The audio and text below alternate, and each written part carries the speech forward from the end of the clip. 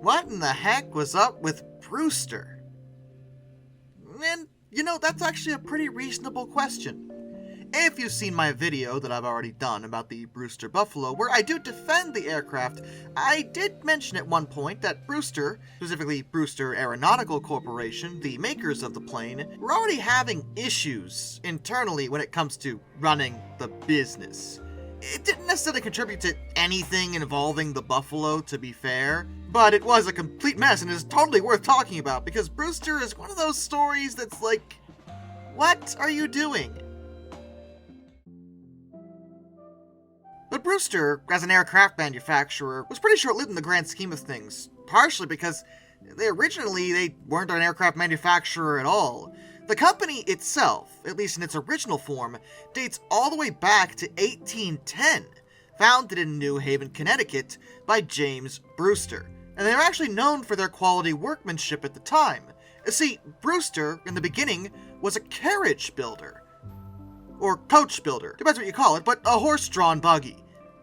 That's what they made, but theirs were famous for being some of the best in America, solidifying future success for years to come since carriages were still going to be used pretty frequently for a while yet.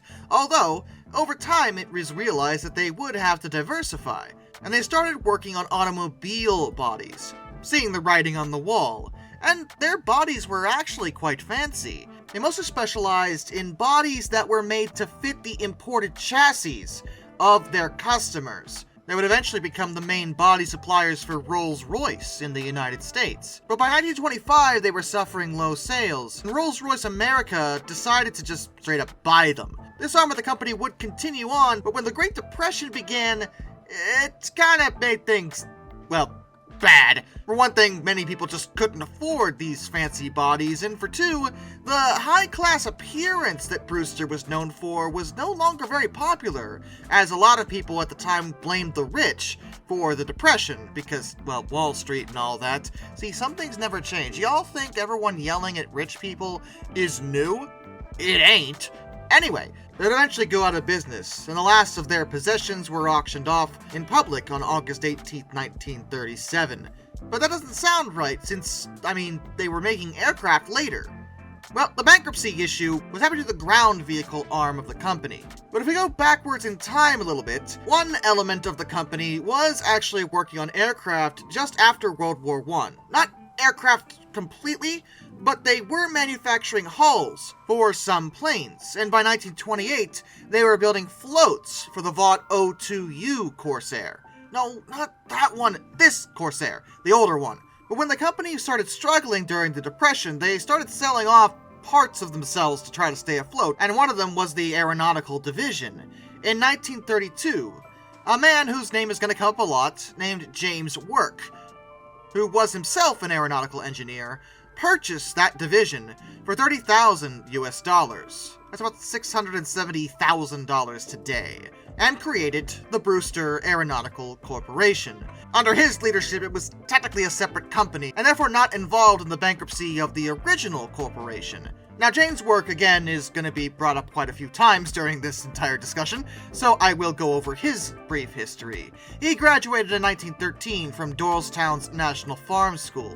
He would then enroll at Philadelphia's Franklin Institute to become a draftsman. Eventually, in 1921, he would become chief engineer at the Naval Air Station in Lakehurst, New Jersey, where he supervised the development of dirigibles and was also in the test crew of the USS Shenandoah, which was the first American airship to cross North America. He also served as vice president of Lockheed over in California, but in 1931 he would leave that position and, form his own company by buying Brewster's assets. Now, under his leadership, from the outside looking in, the company actually started doing really well. In the beginning, they only had 40 employees. It was rather small, as Brewster, in its original form, didn't really specialize in the making of aircraft components. It was just something they did on the side to make some extra money. But Work wanted to grow things, and by World War II, Brewster hosted 20,000 employees. It had grown into a massive operation, operating 3 different aircraft plants over the course of their history.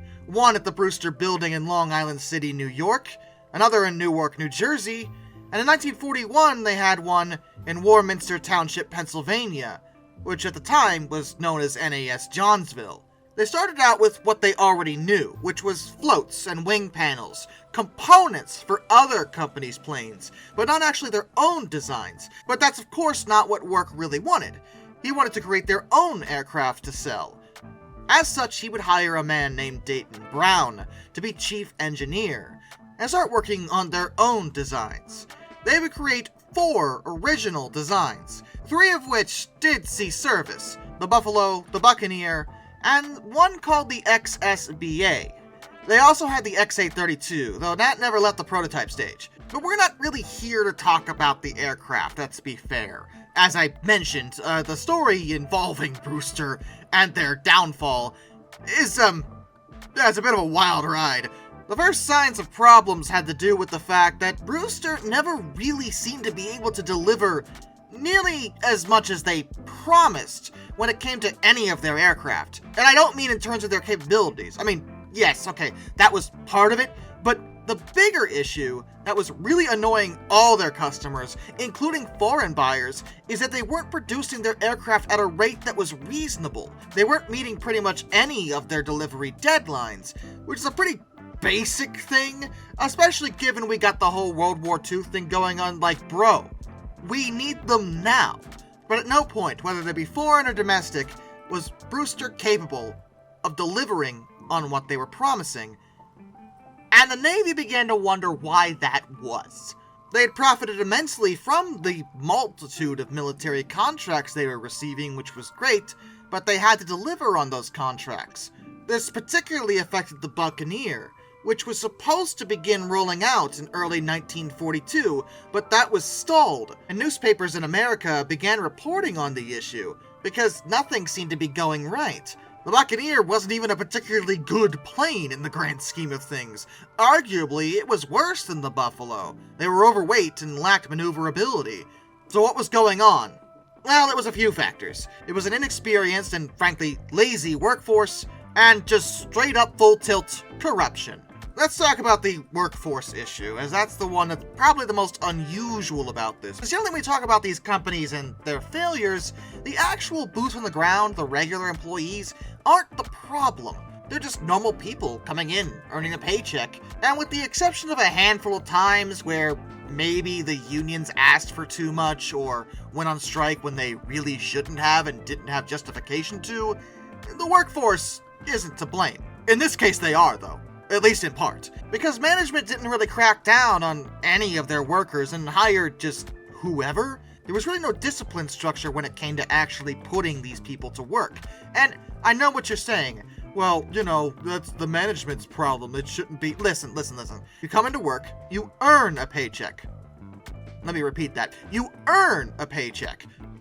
These guys weren't doing that at all. Not only was production slow, but the final products were often faulty due to unskilled or uncaring labor. The workers became notorious for just loafing around, not actually working when they were on the clock, and were even alleged to invite women over to, hang out in plain fuselages, so to speak.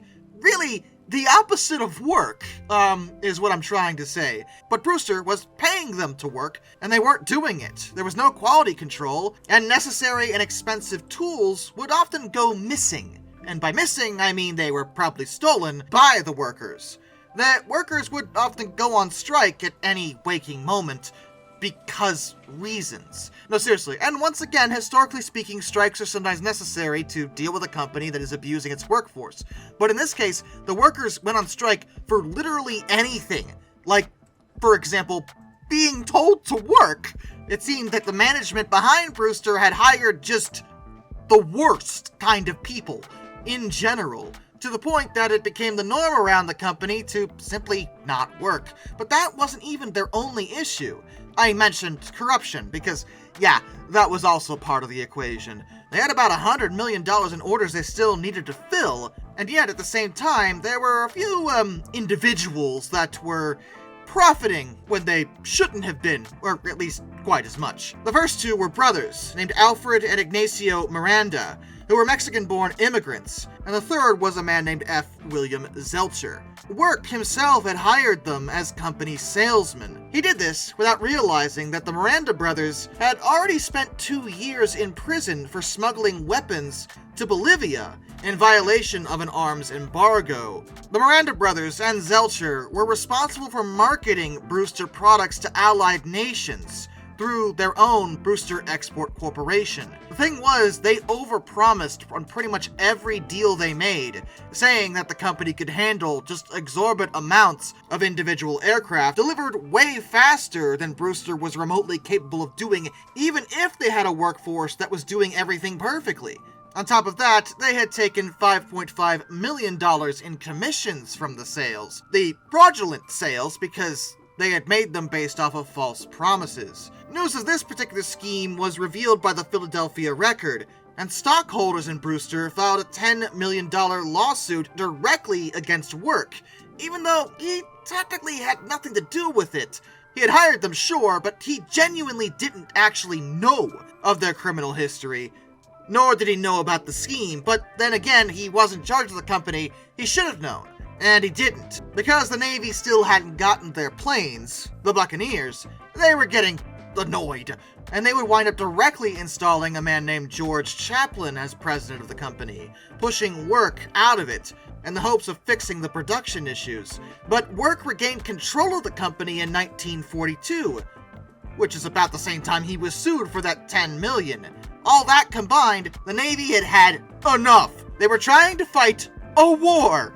A very large war. They didn't have time to deal with Brewster's nonsense, so on April 18, 1942, they just straight up seized Brewster, with the justification that their facilities were necessary for the war effort, which is true, and during World War II, this sort of action wasn't necessarily unheard of, though even in those days, seizing a whole company was a little unprecedented, but no one was really complaining, except perhaps Work, because Brewster wasn't doing what they were supposed to do. They would put the former head of the Naval Aircraft Factory, George Conrad Westervelt, in charge, as well as appoint a new board of directors in mid-May. With the new management in place, things started to improve in the factories. The Buccaneer did wind up entering service, though the Navy wasn't really happy with them because they were terrible, but that was beside the point. And they wound up tasking Brewster, instead of making their own aircraft, to just make planes from other companies that the Navy knew were good. In this case, the Corsair. No, not that one. This one. You were right the first... Never mind. The F-3A1 Corsair. They made them under license for Vought, and actually did a fair job with that. But as the war started to wind down, it was no longer necessary for Brewster to make war Corsairs, and the Navy would cancel that contract on July 1st, 1944. When that happened, the entity was given back to James Work, but there really wasn't much he could do with it at that point. For one thing, the Brewster name had been utterly tarnished. Getting a contract would be nearly impossible, and they were in dire financial straits. Making Corsairs had been something, but it didn't exactly leave them with a lot of cash sitting around. As a result, he and the remaining board opted to simply dissolve the company. They declared bankruptcy and sold the Johnsville property to the Navy, which would eventually become the Naval Air Development Center, closing the book on the corporation. After all this, Work would return to a simpler existence. He actually went back to the farm school and became president of that. He diversified their academic programs and initiated a name change to the Delaware Valley College of Science and Agriculture. He'd retire in 1974, but he would still serve as chancellor until his death in 1977. The college is now known as the Delaware Valley University, so it seems like Work was good for a few things. He handled the school well, but when it came to running a massive corporation, he wasn't very good at it at all. A lot of people don't even know the story of Brewster, mostly because it's often overshadowed by their products themselves. Both the Buffalo and the Buccaneer are infamous for just not being very good planes. And while, as some of you already know, I did go on record in some defense of the Buffalo, Finland liked them, it's a little hard for me to defend the Buccaneer. It was objectively terrible. It probably wouldn't have been as bad if it had actually gotten out on time. And with that, a special thank you Goes out to all my underwater train finders, Some Dude 267, Orange Glass, Benjamin Owens, Anzac A1, Arthur Roy, Jack Carson's Railroad Videos, Lord Odd 444, Isurfer 1405, Charles Kwiatkowski, Matt Weaver, Tom Redlion, NS Productions 8104, Wheeljack 8401, Rescues Greyhounds, The Baxter, Caleb Crosswhite, Andrew Bowen, Josh Johnson, Caleb Brainwaters, Prez Drenton, Master of None, Travis Zelinsky, Jared Brussel, JBL Explorers, Tommy Rossini, Ben McCullough, Panzer Kitson 131-232, Mark Holding, G Wiz, Mr. Terrevel, Hayden DeGrow, Metal for Life Guy, No, Kurt Forkham, Ohio Trucker 1, Mr. Sleepy, DM Tribal Typhoon, Harry, Drew Debris, George Kenny, Kevin Wood, Liam Wright, Morris Hillman Productions, NJ1969, Hendrick Motorsports Fan 5, Hannah Bird, Western Colorado History, AET Museum, Ryan Wehofer, Duraushi, Murder Drone Stall, Willard Conklin, Windy City Rails, A Person 723, William Nemo, Dr. Racer 78, She Mesu, and of course, my dad. Till next time, this is Darkness, the Dweller. Fun! Farewell.